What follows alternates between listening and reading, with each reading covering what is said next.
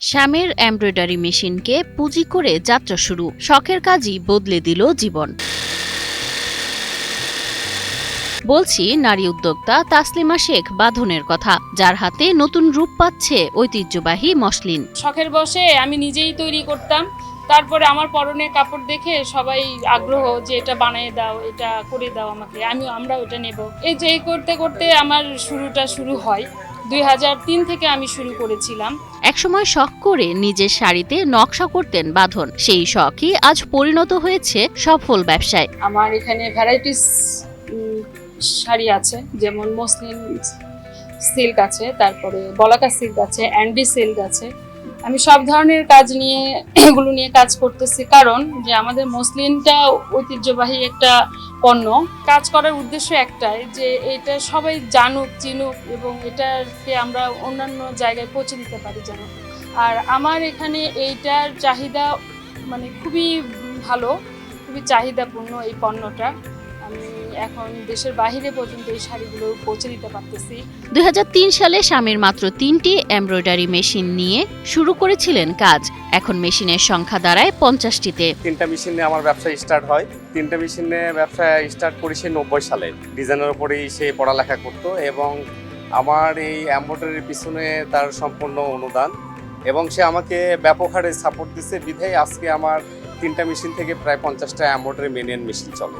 Muslin শাড়িতে hand print, সুই সুতোয় নিখুঁত কারুকাজ আর নিজস্ব ডিজাইনে তৈরি হচ্ছে এক একটি শাড়ি। 3200 টাকার মসলিন শাড়ি কাজের ধরন অনুযায়ী বিক্রি হচ্ছে 6 থেকে 15,000 টাকা পর্যন্ত।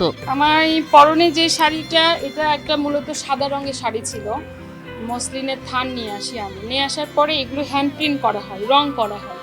রং করার পরে এই শাড়িগুলো হচ্ছে আপনার, তখন রঙের একটা শাড়ি সেল হয় 6,000 টাকা করে।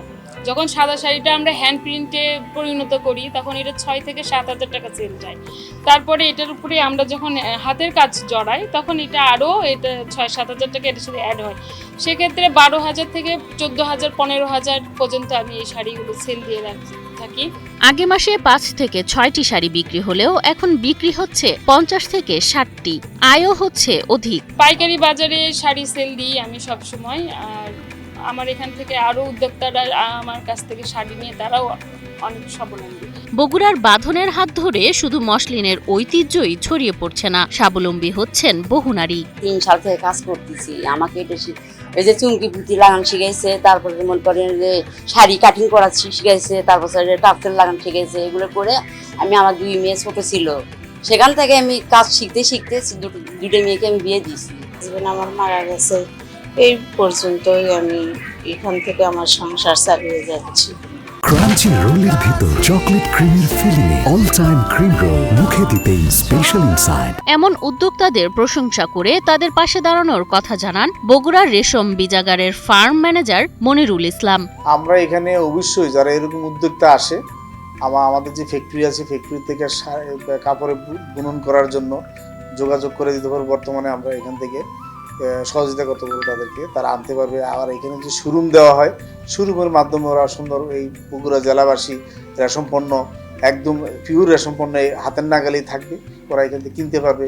এবং যারা বুটিকে কাজ করে তারাও করতে পারবে, হাতের নাগালেই পাবে।